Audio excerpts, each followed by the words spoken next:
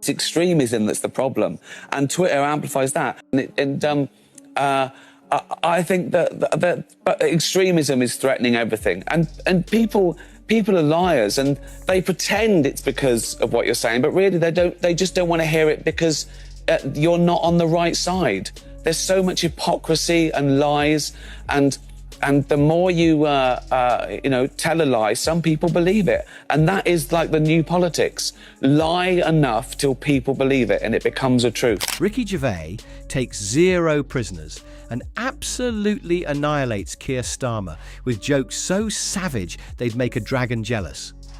If you thought politics was boring, think again. This roast is like watching a lion mess with a particularly stiff office chair, ready to see Starmer get hilariously dismantled by Gervais' razor-sharp wit. Stick around, because this comedic showdown is one wild, unforgettable ride you won't want to miss. As I say, I don't get political, but they're all When are we going to stop taking went to Eton as a qualification to run the country? I mean, now.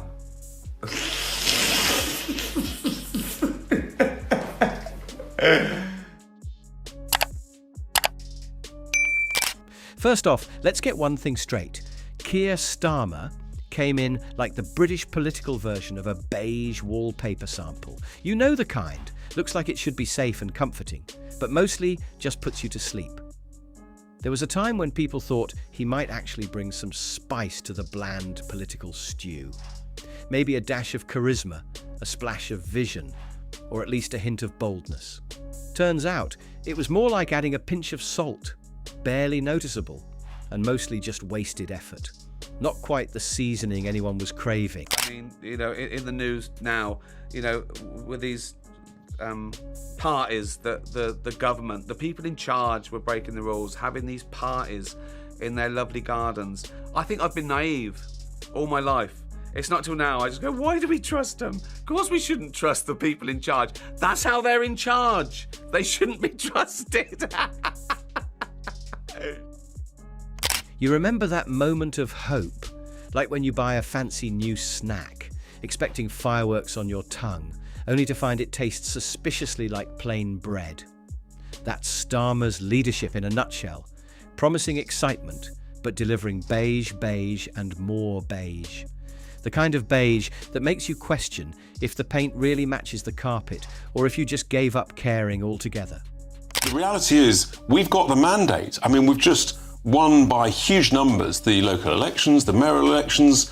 I think we got more than twice as many votes as were cast for Labour. So, of course, Starmer's panicking, he's terrified. It's quite funny, in the Commons now, he looks at Nigel and I as much as he looks at Kemi, and he looks really anxious. What are we doing? When are we laughing? What are we saying? And look, he's right to say we are effectively the real opposition. For a man who campaigned on change and competence, the reality feels like watching paint dry. Except the paint is also slightly cracked and peeling. So here we are, months into Starmer's leadership, and the UK feels like a country stuck in an endless rerun of a terrible sitcom where the punchlines are stale and the laugh track is broken. The plot twists have been replaced by predictable dullness. The villain? Inflation? Comic relief? Tax hikes that make everyone cringe. The audience? Britons desperately clutching their heating bills and wondering when the reruns will end. Would you consider taking over as PM? I wouldn't do anything in politics. Wouldn't do anything close to it. Thankless, horrible. I'd be rubbish at it, I'd be angry, I'd piss people off, I'd say the wrong thing. I'd go, forget it, do what you want. I was trying to help you, amongst yourselves. No, that. No. And I wouldn't want to take a pay cut. I wouldn't want to move to a smaller house. And Ricky Gervais. Well, he's the guy in the back row laughing so hard at the absurdity that he's nearly crying. Because if the jokes weren't so tragic, they'd be funny. It's like watching a circus where the clowns forgot their lines, the lion's loose, and the trapeze artist is missing, but nobody's willing to stop the show. Ricky's laughter isn't just mocking, It's a spotlight on the farce of a government that promised stability but handed us chaos wrapped in beige. He sees it all: the hollow promises, the limp policies, the endless backpedaling. And he knows the only way to cope is to laugh before you start crying. Let's start with the economic disaster. Remember all those promises about getting the economy back on track, helping working families, and making Britain prosperous again? Yeah, those are about as real as unicorns doing your taxes. While inflation has been skyrocketing like a rocket, fueled by bad decisions, the people are left clutching their shrinking wallets like they're in some sad magic show where the money disappears before your eyes. Ah, the economy under Starmer, a masterpiece of unintentional comedy that even Ricky Gervais would struggle to satirise without breaking into uncontrollable laughter. Picture this: the Prime Minister standing on the podium, confidently assuring the nation that his tax policies are designed to help the economy. I think Starmer's one of the worst Prime Ministers we've ever had, and he's only been with us 81 days. But look what he's done in those 81 days. He's allowed the Chancellor to go ahead with a scheme where 4,000 pensioners could freeze to death this winter, and those are Labour figures, by the way, not Tory figures, OK. He's introduced a raft of policies like energy, which could make us dependent on overseas energy ad infinitum, so dictators around the world will control what we... Meanwhile, everyday Brits are at the supermarket checkout, watching their carefully curated grocery baskets shrink faster than a wool sweater in a hot wash. Let's talk taxes, because nothing says helping working families like quietly hiking national insurance contributions and slapping council tax increases on top, just to spice things up a bit. It's like being told, we want to ease your burden, and then loading your backpack with bricks labelled more tax and inflation. It's a surreal balancing act that wouldn't look out of place in a circus tent, except here the clown is Keir Starmer, juggling everyone's financial misery with a smile so stiff you'd think it was carved from stone. And inflation? That stubborn beast continues to mock every policy announcement as if it's an uninvited guest who's taken up permanent residence and refuses to pay rent. Prices are climbing so relentlessly that buying a loaf of bread feels like entering a high-stakes auction, with everyone desperately trying to outbid each other just for basic sustenance. Starmer's promises of economic competence resemble a sketch from a farcical play. Cue Ricky Gervais in the back row, shaking his head, wondering if this is some elaborate prank and waiting for the punchline that never comes. The worst thing is, the in charge do what they want. And you know what, I see all these people saying all the parties they were having and what all the stuff they were doing, and people saying, that was the day I couldn't see my mum in hospital, or I couldn't go to my dad's funeral, and because the people in charge, the posh, privileged people in charge, were acting like Charlie Sheen. You know it's bad when even the idea of helping the economy becomes a punchline itself. People can't afford essentials. Businesses are squeezed by rising costs. And somehow, Starmer's government is still convinced that slowly fiddling with tax rates and calling it strategy will somehow fix the mess. It's like trying to put out a raging house fire with a water pistol. Cute, but utterly ineffective. Ricky would probably say it's the sort of thing that makes you laugh in disbelief because crying would be too exhausting. Now, slide over to the immigration front, where the situation is even more hilariously tragic. The Channel crossings have turned into the political equivalent of a bad joke with no punchline, and Starmer's government looks like it's desperately trying to figure out the setup. Boats keep arriving, carrying people seeking refuge, safety, or just a better life, and the response? Well, imagine a group of officials playing a never-ending game of bureaucratic hot potato, passing responsibility from one department to another, while the waves lap insistently against the shore. The public is frustrated. Asylum processing drags on with all the urgency of a snail on holiday. and resources are stretched thinner than the plot of a reality TV show. Meanwhile, Starmer's team treats the whole crisis with the kind of detachment usually reserved for trying to ignore a persistent mosquito in your bedroom. Ricky Gervais would have a field day, pointing out how the government's handling of immigration feels like watching someone attempt to organise a flash mob with no one showing up, and no one really knows what the dance steps are supposed to be. I don't know where you are in the world, but we've had a terrible year. I don't want to be that bloke that complains, but it's been shit. And people say, oh, it's good for the farmers. They need a bit of sunshine too, though, don't they? It's not, they don't just want 6 months of rain. What are they farming? Mould. I'm a mould. But it's not just a question of immigration numbers or border logistics.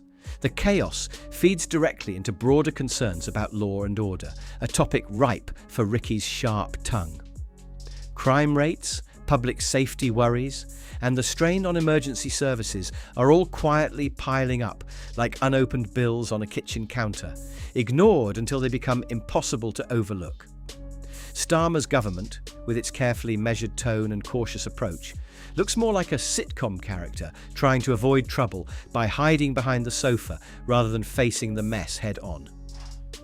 Ricky's humour shines a spotlight on this absurdity, gleefully dismantling the illusion that the government's steady hand is actually steady at all.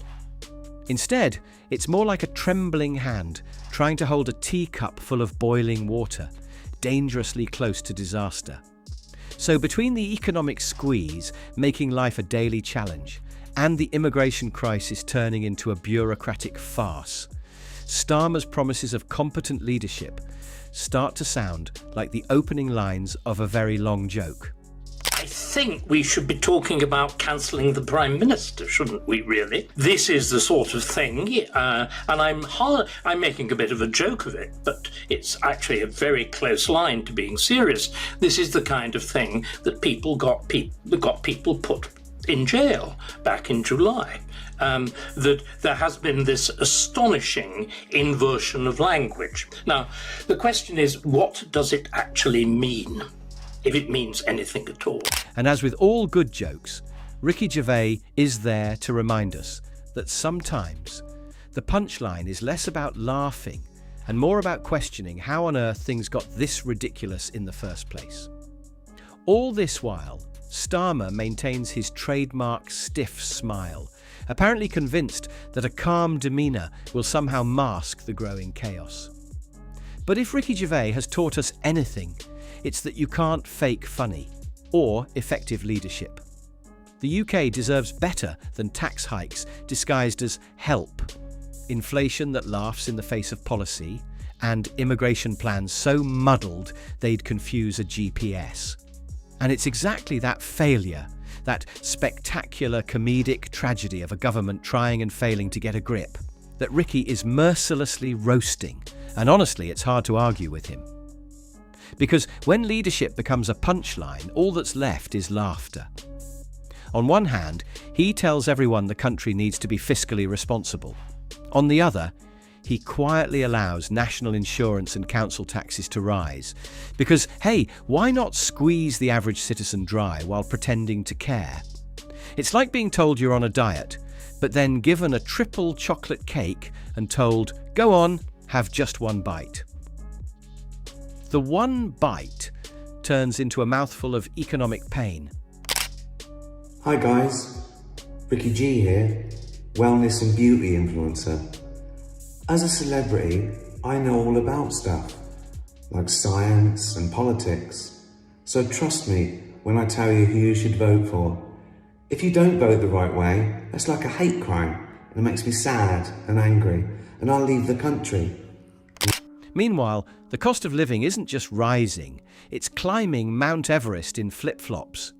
Energy bills are through the roof, heating homes like an overpriced sauna session, while Starmer's government seems to be playing a long, slow game of wait and see. Spoiler alert, nobody's winning.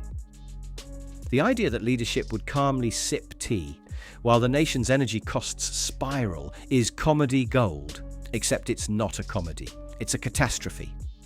Ricky would have a field day, mocking the sheer disconnect between Starmer's calm demeanour and the chaos everyone else is living through. Then, of course, there's the immigration crisis. Because what's a political tenure without a bit of chaos at the borders? Ricky Gervais would probably say Starmer's handling of immigration is like watching someone try to build a sandcastle during high tide. The effort is there, sure, but the waves of reality keep washing it all away. Public services are strained, communities are frustrated, and the country is stuck debating what now, while the government looks on, fiddling with its paperwork. Worst of all, he's decided that we can pay for this. We're going to pay for the privilege of once again being ruled in many ways by Brussels. We're going to be coughing up to the EU budgets. It's absolutely absurd. It goes against what he said. He's turning this country once again into the orange ball chewing leather trust gimp, if I've got the right word. Well, going back to... And let's not forget Starmer's leadership style, the man who markets himself as a steady hand, the mild-mannered PM who somehow manages to make indecisiveness look like an art form. If politics were a sport, Starmer would be that player who always passes the ball sideways, never taking the shot.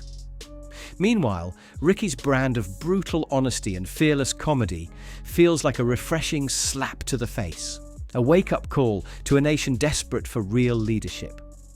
Because when the country needs bold decisions, Starmer gives you more steady and less strategy.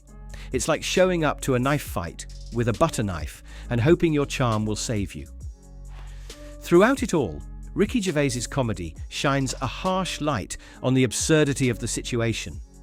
No punches pulled, no softness, just the cold truth wrapped in biting humour. Because if the people running the country won't face reality, at least the comedians will. At the end of the day, this isn't just a roast. It's a reminder that leadership isn't about looking good on camera or playing it safe. It's about taking risks, making tough calls, and actually solving problems. And if Ricky Gervais can make us laugh while exposing the failures, maybe we'll have a chance to demand better. Because right now, Starmer's Britain feels less like a country moving forward and more like a comedy stuck on a bad punchline. So, yeah, Ricky Gervais destroyed Keir Starmer. But it's not just about laughs. It's about holding a mirror up to the UK's current mess, one sarcastic joke at a time.